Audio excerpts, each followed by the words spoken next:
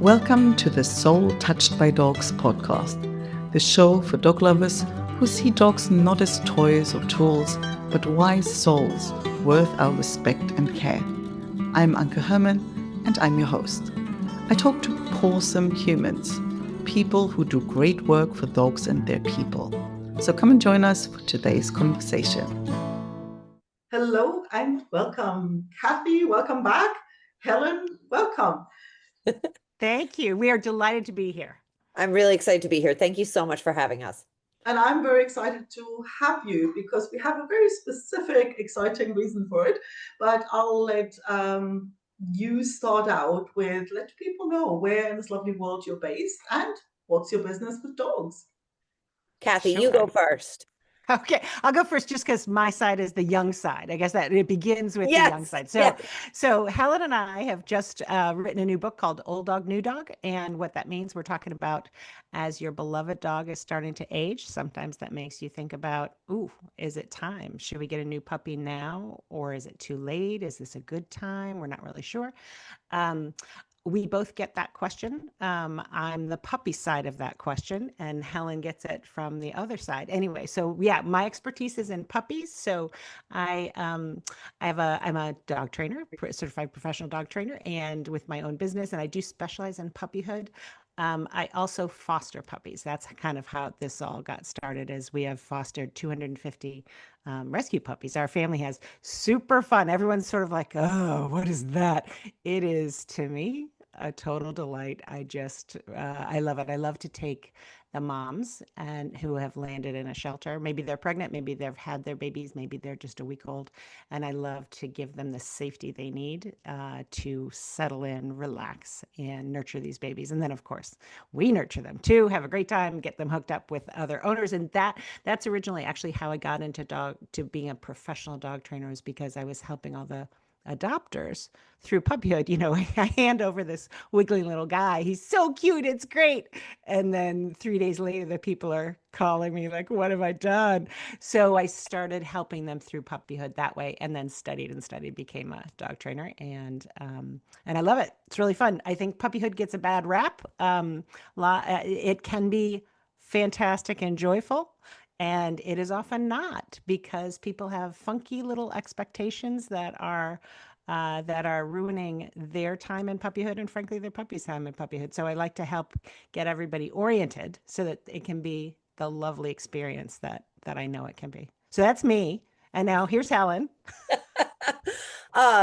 So I am Helen St. Pierre. I am the founder and executive director of a nonprofit right here in my home called Old Dogs Go to Helen, which is a 501c3 here in New Hampshire. And we've had Old Dogs Go to Helen now for about 7 years. It's 7 years in August.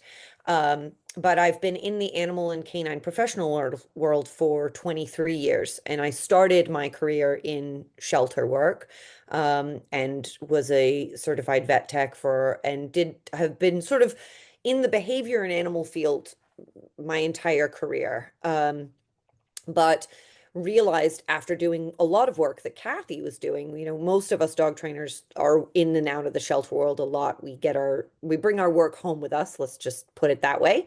That something that was really missing was people wanting to bring home the sickest, oldest dogs, and I started bringing them in and giving them a wonderful end of life, and then letting them pass, and then doing it again. And slowly what happened is people wanted to help contribute. At that point, Jake, my husband, and I were doing it completely out of pocket. And then our phone started to ring, and we started to get all kinds of really complex medical cases.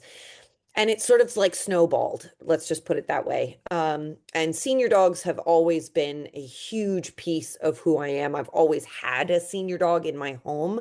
And it wasn't until my personal senior dog, Merlin, passed that I realized just what the presence of a senior dog in a multi-generational household with senior animals in and around can do for the younger animals in the household.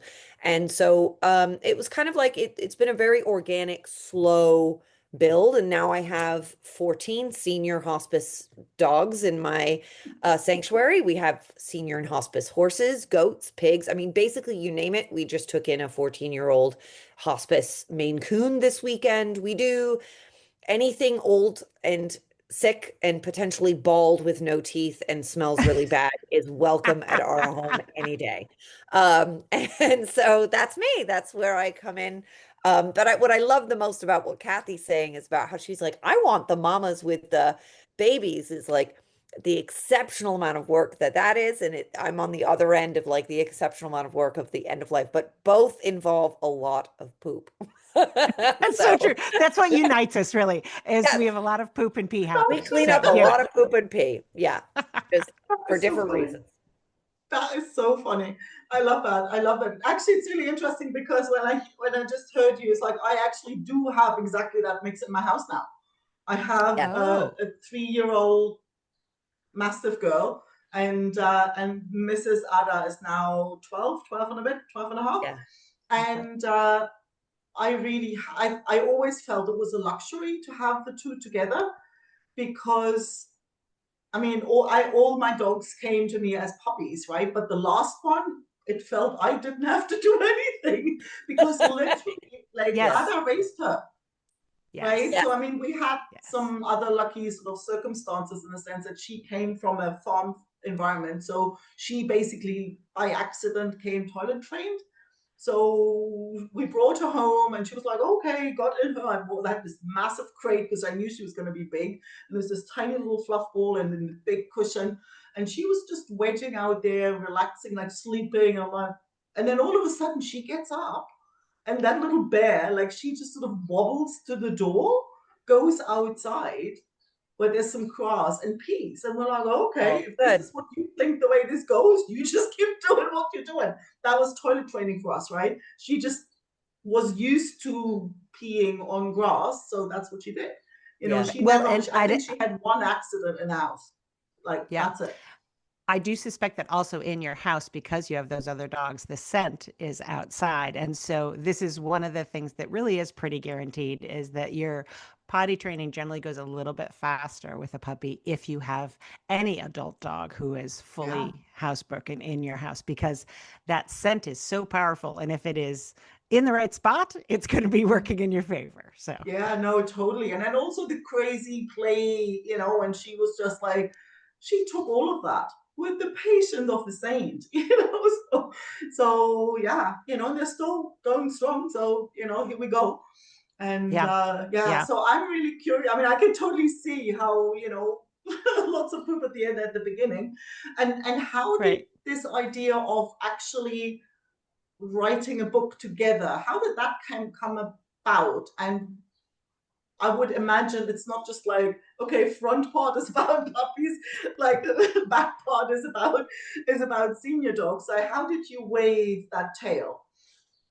So you take it away, Kathy. Okay. So we both were presenting at a dog conference. A lot of people are surprised to find there is such a thing as a dog conference. There are dog conferences, and we were presenting. I was presenting on puppies. Helen was presenting on oldies. At the LEGS conference, Kim Brophy's ethology-based group is the Family Dog Mediation Group. And so we were both presenting on those things, and we both listened to each other's presentations and were like, hey, hang on, because there was so much symmetry there. And there was we were both grounded in the same stuff. We're talking about the same things. And so basically we came up to each other after those presentations. And we were like, you know what? No, seriously, we should write a book, because also not only are the things we talk about very similar, but we both get that question. And the answer is complicated. And, sometimes it's as you describe, which is it worked out beautifully for you. Your older dog was interested in doing that. Sometimes it's a lot rockier, and everyone hopes for the dream. Helen and I both love the overlap. We love the idea of your old dog setting the stage and helping teach, and you love the idea of a relationship between the two of them, but it doesn't always go as beautifully as you described. And so we both get that question all the time, as do many vets and trainers. We've looked and looked. There is no resource about this. There are plenty of books on puppies, including mine.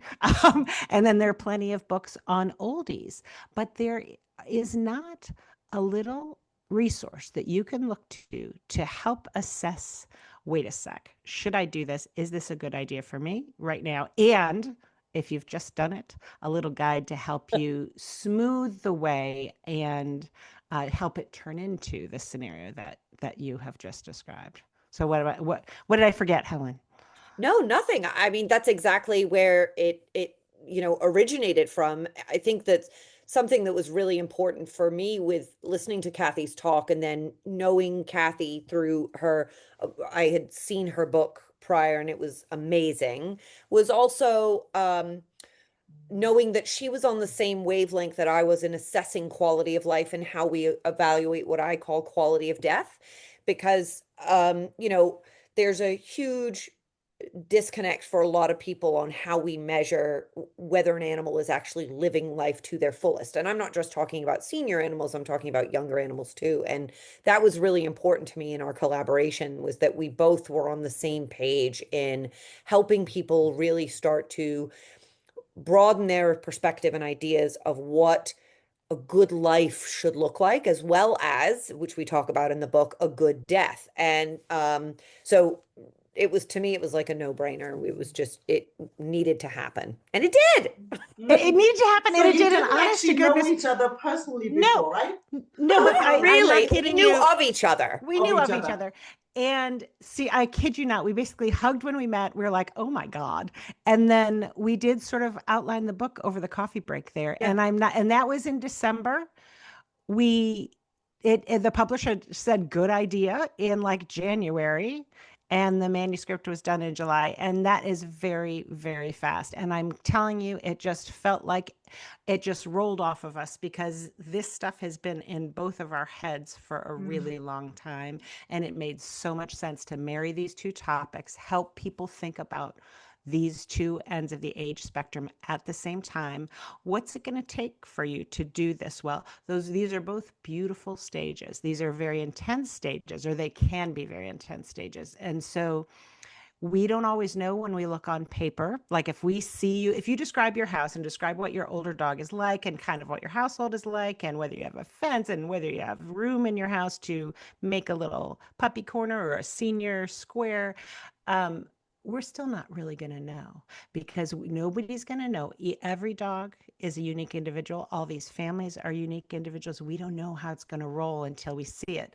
We can guess, and we can help you set it up. And then we kind of need to watch and adjust. And what it will take for you, it might be lovely. The older dog might just be like, you know what, this is what I've been waiting for. I love this. I love passing this off to this new puppy. And the puppy may be strangely, actually like my little pork chop, the little rescue you were talking about, who's in my house until yesterday, might be one of those puppies who just has a sense and does modulate himself without even needing much direction from the older dog. You might get that dream scenario. You also might not. You also might get the older dog who is like, are you kidding me? This is the last thing I wanted. What do you mean you thought I wanted a friend? This is awful. This little thing is biting me and jumping on me, and all I want to do is nap in the sun. And and you might get the kind of puppy who takes no direction really from the other dog in the beginning. And so that means this decision depends on how much bandwidth you have. The humans in the house have to have the bandwidth to manage this on a practical level, because if that puppy is bursting with energy, it's up to you then. You cannot just make the older dog, entertain the pup. And you also need to have the emotional bandwidth, because it's emotional to have a puppy, and it's very emotional to have a beloved old dog who is getting older, and you might have some decisions to make. So that's you, Helen. Yeah, no, I mean, you said it, Kathy. It's perfect way to put it. It's actually interesting now when I look back, when little Leia came, Kai was still alive as well, and he probably Well, it worked out for all of them because Kai, it was really funny. The day we brought her home, he was actually the one who was like, oh, who's that? Right? Versus the other girl goes, take this thing away. What is this? Right? Yeah. So that was the initial reaction. But then after a couple of days, I think she nipped him in the nuts a couple of times. So he then no longer wanted anything to do with her, right? But the thing was, because the other one then go, oh, I think I like you, and stepped in, he could step out and have nothing to do with her, and then he just like, well, he wasn't kind of openly, like he wasn't doing anything against her, where he was just like, when she was sort of roughing, he would just kind of go somewhere else, and he could, because the other one had stepped in, so there was that, he had somewhere to go, so he wasn't forced to deal with it, poor thing, but it was really funny because he initially was the one who was more open initially, but then like it literally shifted in a couple of days. So I can totally see, and a friend of mine literally had a conversation the other day. She has a big Airedale Terrier. Very funny because she's very little, right? and so the dog always looks bigger than her in photos. It's quite funny. But then she got a puppy, and now the big dog is like 7, 8 years old, and she's found somebody else to take care of the puppy because all of a sudden, like she can't, like she who was on the couch now, and now that little thing is in there everywhere. So it's like he doesn't kind of, he's got kicked out of daycare and stuff. So so she hasn't got the bandwidth for both of them. Like, and she didn't expect this to be such an upheaval. And also the older dog isn't happy at all, so you don't take this thing away from me, so that's definitely a case where it hasn't worked out. So it isn't all of a sudden, like, it's not just like, oh, just bring the puppy home and everybody will be happy. So what do you suggest? Like, how can somebody, let's ask this way, what do people need to take into account to make the decision? I think the first thing is, because I think the first thing is the status of the older dog. Yes, I completely agree. So, if there's a current dog or dogs in the household, you really have to look at their tolerance level, their size, their age, if they are affected by any form of disease or hindrance at that point, if they're losing their eyesight, if they're losing their hearing, if they're more arthritic, an 18-year-old Maltese that's blind is not going to be easily implemented with an 8-week-old German Shepherd puppy, right? So like there's all these different moving variables.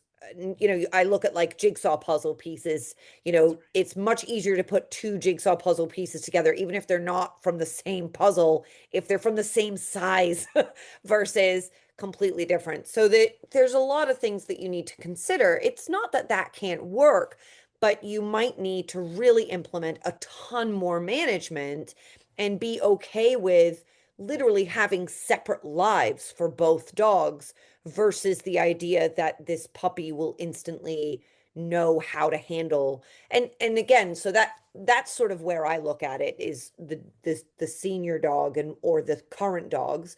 And then again, as Kathy was saying, the puppies. There are puppies that will come in and say, oh, you're a senior dog and I need to know how to modify my behavior. Sometimes just like kids, you know how there are just kids that naturally go, oh, yeah, I can't jump on grandma the way that I jump on. But there are kids and there are puppies that have no concept of spatial awareness or deferring to certain needs. And that's where working with, whether it's the rescue or the shelter or the breeder, and saying, this is what we have at home, and these are the kinds of temperaments and personalities that we need.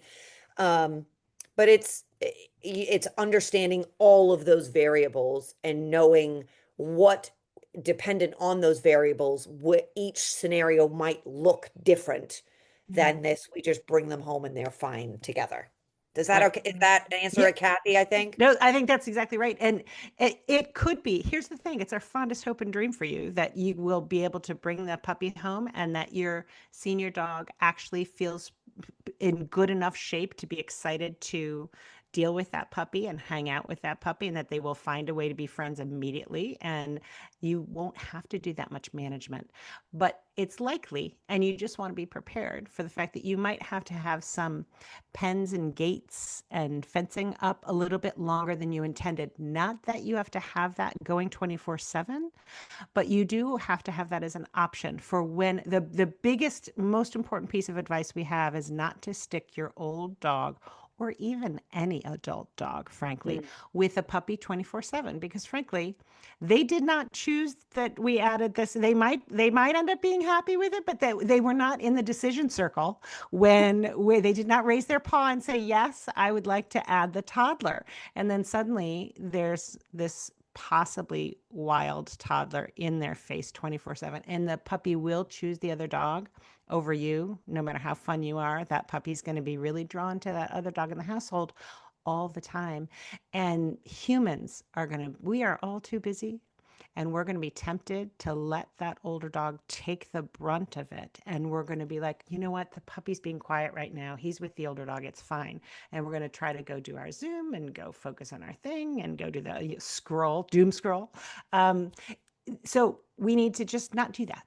So we need to set up the house and set up our schedule, set up our mindset to understand that the puppy's going to be with the older dog in the beginning only in a supervised way, and we're going to help them be friends by doing a bunch of good things that allow them to develop that friendship without just being shoved together.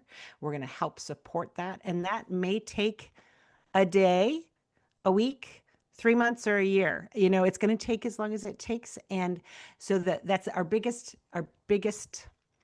push for you guys, is to be ready to have to really manage, really supervise, both physically with equipment in your house that allows your senior dog always to opt away from the puppy, always can choose, you know what, not right now.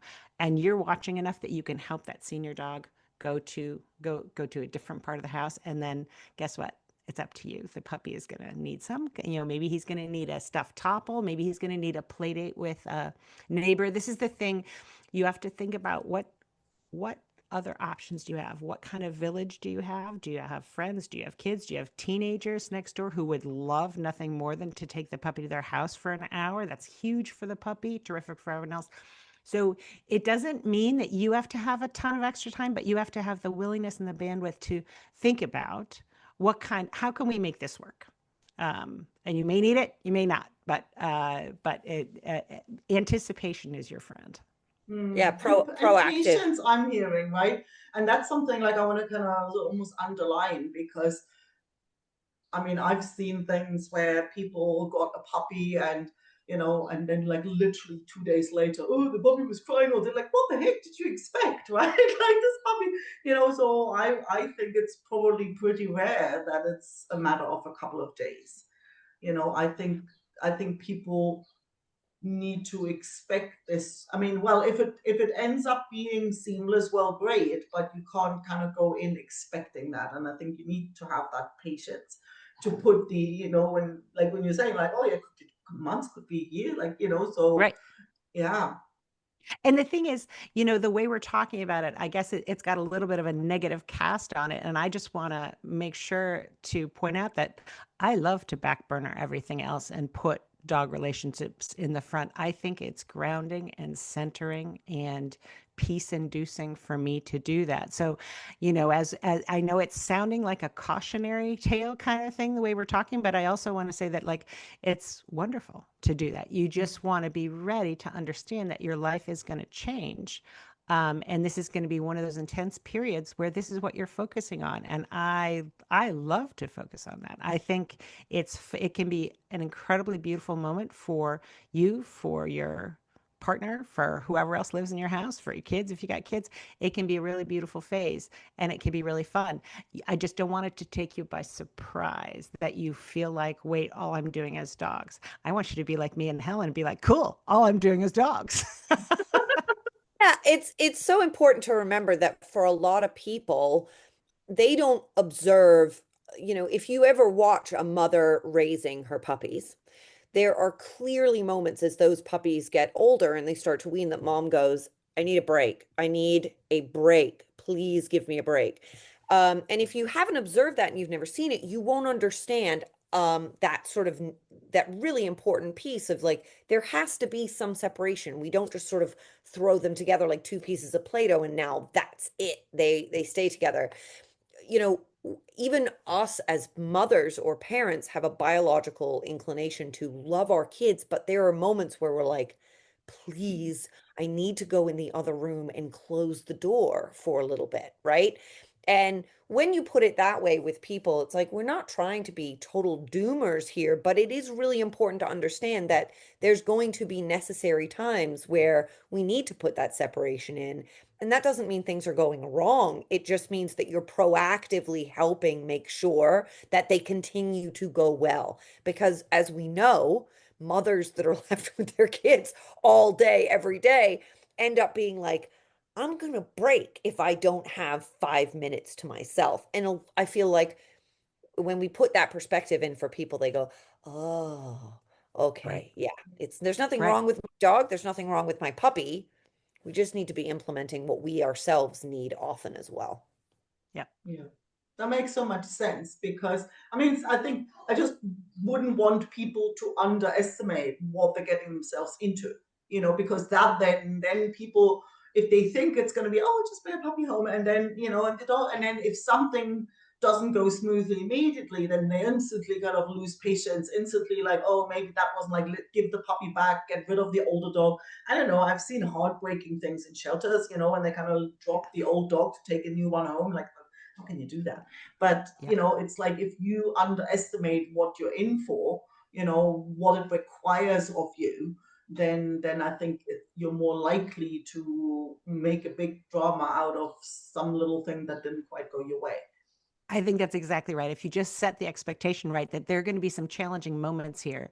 And so all you need to do is anticipate that, think through how you're going to manage that. And it'll be all right. But you're so right. We don't want you to get into a spiral where every single day you're surprised by, wait a sec, this was harder than I thought. I can't believe I needed to step in. So instead, if you're expecting, okay, we're going to manage, this part of the day is going to be pretty hard. This thing is going to work like clockwork. And then let's plan to have the neighbor do this. And let's plan, as long as you think it through ahead of time and you arm yourself with good stuffed topples in your freezer and you've got plenty of stuff to chew and you've got options for outdoor nature play and you're letting the puppy dig a hole in the dirt in the backyard, because that's it. As long as you are meeting those needs, if you have the bandwidth to meet the needs of both of those dogs and you aren't thrown all the time by, wait a sec, they need me again, you can dive into this and it can be a beautiful, beautiful situation.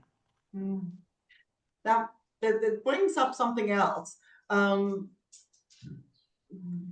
the older dog gets older, like basically when the older dog passes, like what's your experience, for the younger dog? Or like in my case, I've had the two boys pass and always there have been younger dogs in the house. And I always had the sense like, you know what, I think they know, they knew way before I did. So I never had a case where, they were like visibly upset or strange, like a friend of mine where there's literally one dog goes and the other one's like literally whining, like crying. Yeah. So what's your experience there, or any tips or any? So, if you want me to, Kathy, I can answer that grief, what we're talking about is grief, not the actual death. There's two pieces to this, the death of the, and I'm such an uplifting person to be around because I'm always telling people like, well, death is inevitable. Like we can't escape death. We are all going to experience it. And when we bring an animal into our home, we're accepting not just the responsibility of raising them as a puppy, but seeing them through to the end of their life. And we don't talk about that piece of it enough. And so death can be prepared for, and absence can be worked through proactively, just like we're talking about here, especially if you have a puppy that comes into the home with a dog that might be elderly, but not fully transitioning and going into pre-active dying yet. But if they've only learned their life in the context with another dog in the home, and then that other dog is getting ready to pass, there are things that people can be doing proactively then that will help ease that actual death piece and the absence a little bit easier. But the grief piece afterwards is, you know, it really, again, is very dependent on the dogs, the relationship that they had. I mean, but grief is subjective. It is very individual to the person, to the animals. I'll never forget when one of my dogs passed, and they had been a unit. They were my two Papillons. And Merlin ran up the stairs, and he stopped at the top of the stairs and he looked behind him because Sweet Pea would always come up behind him.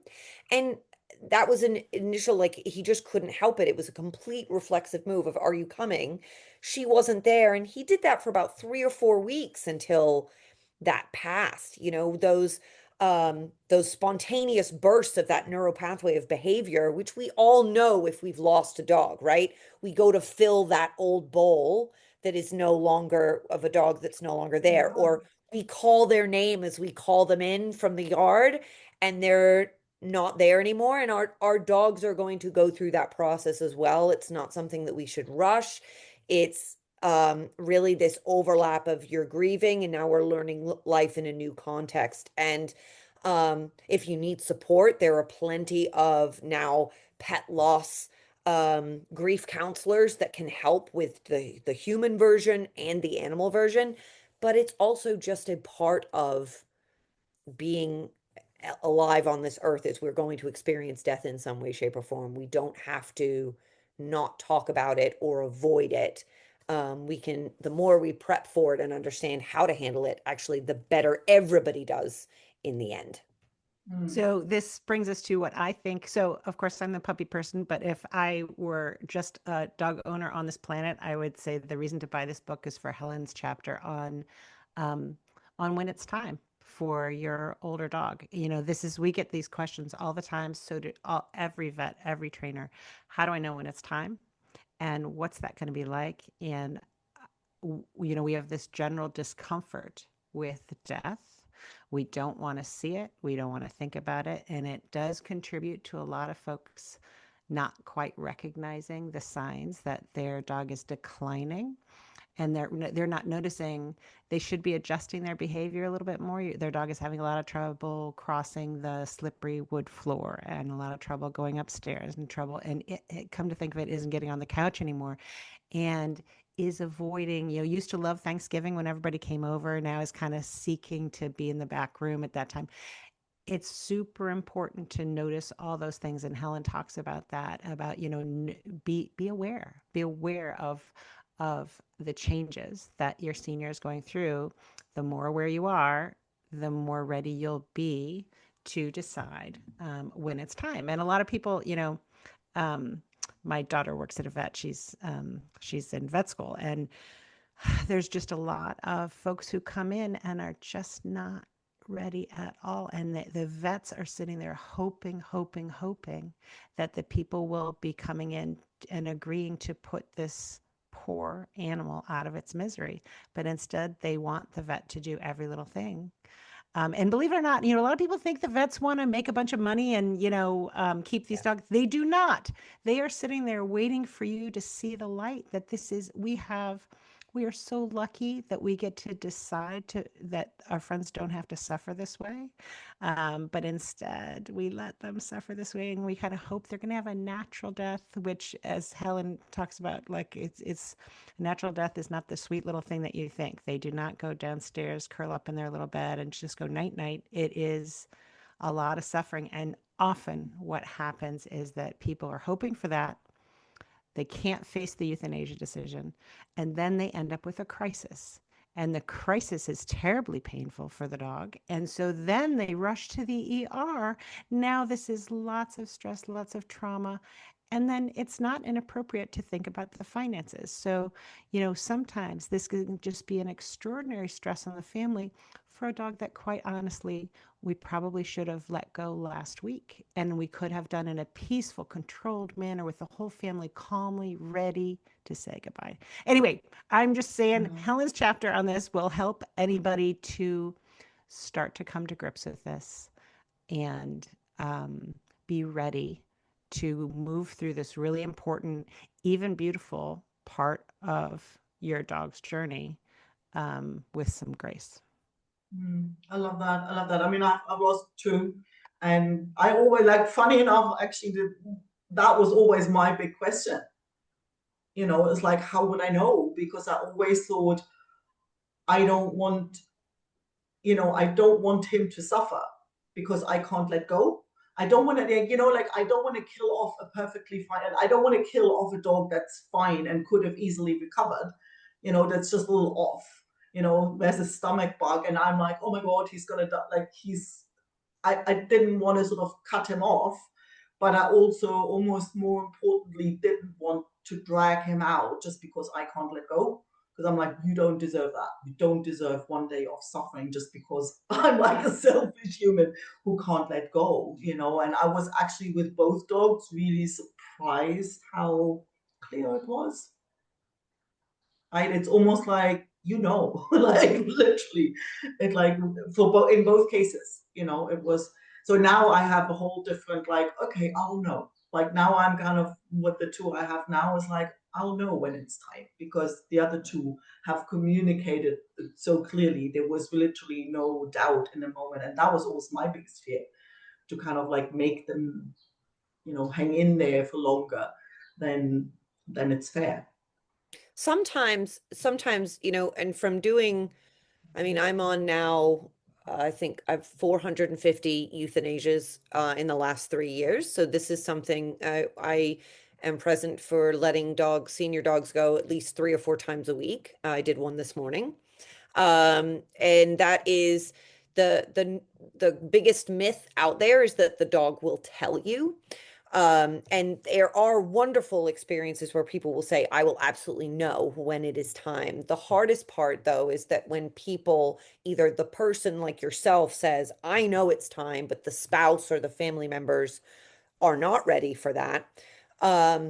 Or when the animal really won't tell you. So a great example of a personal dog, not even one of the seniors, was my dog, Paddington, had lupus, and lupus is a miserable, terrible disease, especially for senior dogs. And Paddington was really, really suffering, but he would never, ever tell me he was ready to go, because he would never want to leave me. So I had to really weigh the 3 most important things, which I look at, which is function, physical function, his purpose being fulfilled, and then joy, whether he was experiencing joy, and make the decision for him, where it was like, I know that you're never going to say you want to leave me, because that's the kind of dog that you are. I'm going to now tell you that I'm not going to prolong your suffering to ease my own. When it is inevitable that at some point you're going to pass, I'm going to make it as easy for you as possible. And that's something that I think people have to become much more comfortable with, is proactively saying, I'm going to let you go on the best last day, rather than wait for you to tell me. And there's no right or wrong. There are definitely scenarios where you will say, like, wow, again, with the oldies, where I'll look at a dog and I'll say, absolutely, I know it's time. And then there are others that will pull the rug out completely from under me.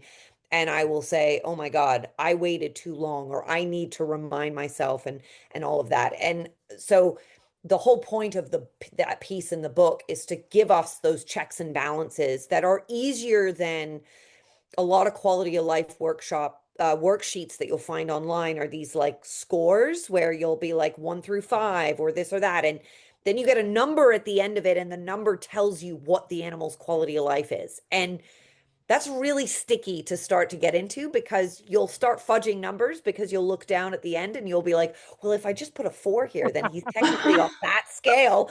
And I hate that. Spreadsheet. Right? Well, it is. It's like an Excel spreadsheet. That's true. And people will fudge it because they don't want to see it. And if you just lay it out for, like, how is my dog moving, eating, and sleeping? How is my dog experiencing joy? And how is my dog purpose? Like, it makes it a lot easier to truly get yourself in check of what you're seeing. And us dog people have a much easier time with that. Again, we have to remember that the general public that don't do this all day, every day, are going to be able to have that kind of check and balance. So often we hear, if he wagged his tail, so he's not ready to go. He's Or eating. he's He's eating. eating. And so this is where Helen's purpose and joy situation really comes in. So maybe they can move around kind of okay, and they're eating and they're wagging their tail. So yes, they still love you. But that tail wag was 30 seconds. What about the other 23 hours and however many seconds that is? I don't do math. So that's also why I didn't like those checklists, because then I had to add everything. You have to add. We don't do that. We just, do emotion. But the purpose part and the joy part, and I love how Helen splits those. So the joy part would be, cuddling with you, lying in the sun, sniffing out in the yard, that kind of stuff. The purpose thing is a little harder, I think, for some people to spot, but it would be kind of like if you've got a terrier and they just love to dig and look for stuff in your yard, can they still dig? Can they still get out in the yard and do that?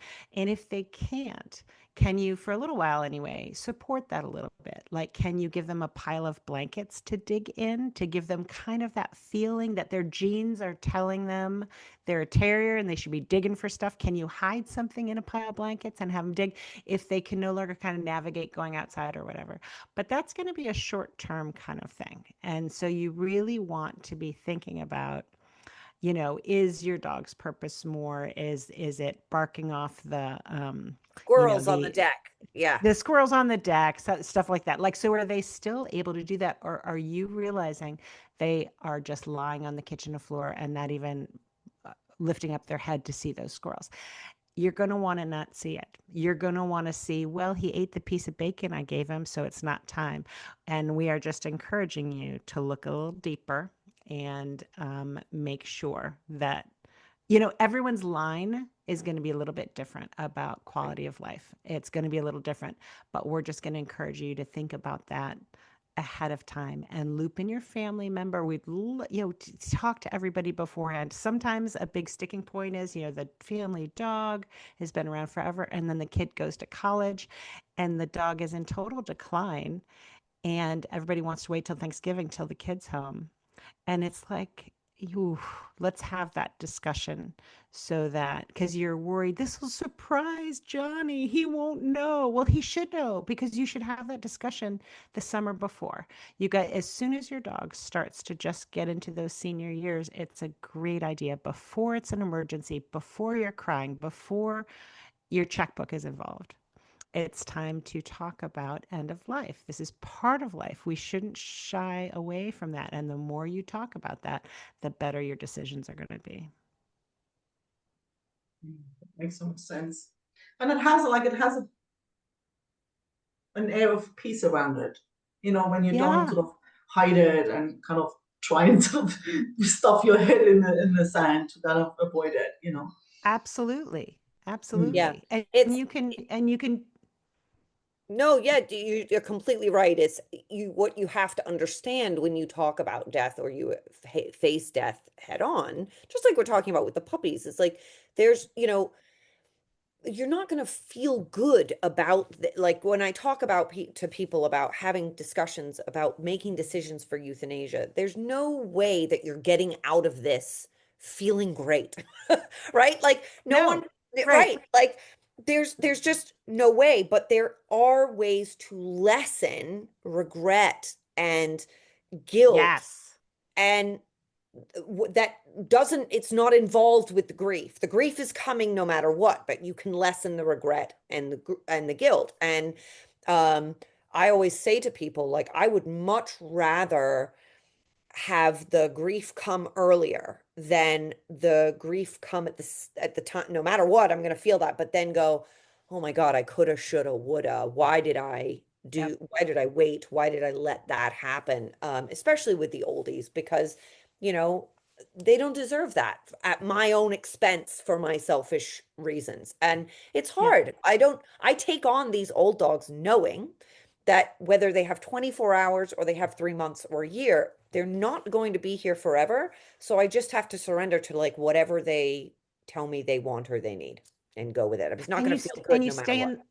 No, but you do stay in the moment and you have a lot of joy with all these guys who may well, who knows, today you have 14, who knows who's going to still be here tomorrow. Yep, You walk in that 100%. room, everyone is having a good day. And that's just huge. And this is what I sometimes see dog owners, this is really what's at play when they are resisting euthanasia, because they're replaying, wait a sec, we didn't go to the river, but we haven't played with Bowser in a long time. Wait. And what I want everyone to lean into is every day. Lean into today. What can you do with your dog today? What can you do with your puppy and your adult dog and your senior dog today? So that when sadness approaches later, you are not filled with a bunch of regret and trying to pack in to the last 3 days where your dog feels terrible, by the way, and does not anymore want to go to stupid river. The dog Right. wanted to go to the heavenly river a long time ago. So you gotta, enjoy your dog, like enjoy them now. Like, and I know I just sound all, but I don't mean taking, you know, your entire day. I mean, make sure that every morning. So every morning we have porch time. So I have my coffee. It's like 15 minutes to half an hour. Tom and I go on the porch. We have our coffee. The 4 dogs and often the cat are sitting there. We all settle in. They get to watch all the intruders who are passing by, and we're all just peacefully sitting there. They settle in. That doesn't take a lot from me, but it is a fundamental part of the pattern of our life together. And when it is time to put someone, when we start to approach somebody's seniorhood, I'm going to remind myself, boy, they had that every morning and they loved that so much. And so I just would encourage you to try to add, I mean, we have more than that too, but still add stuff so that you aren't filled with that weird guilt and regret at the end when it is time to face your dog's death. Don't make it harder on yourself by not filling their days now with lovely connection, with lovely interspecies life in your home. Meet their needs, give them a chance to be a dog, hang out with them, do that stuff so that when you do come to the end, it is simpler, not easy, but Yeah, it's simpler and less that's complicated. my woods walks, Kathy, like with and Yes. we take the oldies. So we've just constructed at the sanctuary this Old Dog Beach, which is this place with the stream and it's got a bridge and everything. And our goal is like we take them down there. And for me, it's like if I take them down there and they have a great day, and then later on in the day they crash and they pass on, they will have still had such a great it's so what Huge. Kathy's saying is exactly right. Yes. It's huge. And It's what huge. I'm hearing in all of this, it's like, yet again, dogs are just the best teachers, because all of that, wouldn't we also want to apply that to our own lives? Yes. You know? Yeah, 100%. that's what we, you if you work around death and life, honestly, a lot in this aspect of life coming in and the fragileness and the way that, it's so we look at like, oh, it's so, but life can be really, really fragile and very tumultuous in those when puppies are being born and all of that. And then when you're working around death, you really are humbled that like you can't take anything for granted. And I think that's what working with senior dogs has taught me. And definitely I'm the same way. At least if something were to happen to me, I would have at least gone on my woods walk with my Yeah. dogs and had my Yes. coffee on the That's how porch, you want to right? Like go. That's how it's you want to live your own Yes. life. every day I would have Yes. done something that has brought me purpose and joy. Yeah. Yep. Regret-free living, right? Yes. So where Yeah. can people go and get the book and find out more about the two of you? Go So ahead, it is Kathy. available wherever you like to buy your books. It is available. It's Old Dog, New Dog. Wait, I always have to look to see what the subhead is. Hang on. Old Dog, New Dog, supporting your aging friend and welcoming a new one. So that's it. It's got darling little golden retrievers on the cover. Anyway, it's available wherever you find your books. You can find me. Both of us have websites. Mine is puppypics.com. I have other books too. And I do training. I do Zooms for, wherever your listeners are. I do a lot of emergency puppy Zooms for people who are like, wait, what did I do? I ruined my life and I have a puppy. So I do a lot of Zooms that are, aimed at helping people to put one foot in front of the other after having gotten their puppy. And usually that works pretty well. So that's me. And then I am, there's two ways to find me. If you're interested in the sanctuary work, it's olddogsgotohelen.com. And there's a learning center there, which where I teach a course called The Good Death, which is talking about implementing and how to measure function, purpose, and joy with our senior dogs, and really looking at that from a more broad perspective. And then if you're interested in my end of life consults or anything like that, my or training is nomonkeybusinessdogtraining.com. The link for the book is also on my training website. It's not on the sanctuary website because that's messy. But yeah, No Monkey Business Dog Training and Old Dogs Go to Helen, and you can follow both on Facebook and see lots of toothless, geriatric, stinky, balding I recommend dogs. you do that. Yes, it's very fun. You It's should recommend very her. therapeutic. Yes. Yes. Well, thank you so much for unpacking this really juicy and beautiful topic, and thanks for putting your wisdom into the book so other people can get a glimpse of it. They don't have the luxury of meeting you on Zoom. So thank you. Well, thanks. Thank you so much for having us. We appreciate it. Thanks so much for listening. If you enjoyed the episode, don't forget to subscribe and leave a review so other dog lovers can find the show. If you haven't already, head over to soultouchedbydogs.com and sign up for weekly doggy cuteness, tips, recommendations, and personal stories to warm your dog-loving heart. And if you know a pawsome human you think I should interview, I'd love an introduction. Email me at Anke, that's ANKE, @soultouchedbydogs.com.